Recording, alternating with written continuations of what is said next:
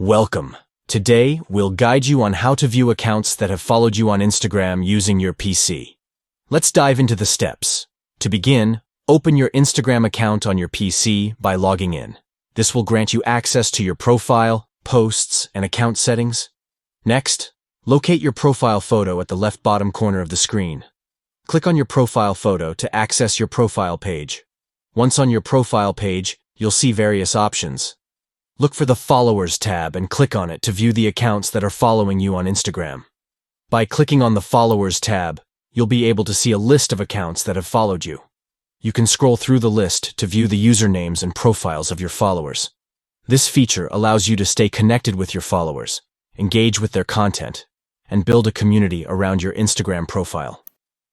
Thank you for watching this tutorial. We hope this guide has helped you in learning how to view the accounts that have followed you on Instagram using your PC.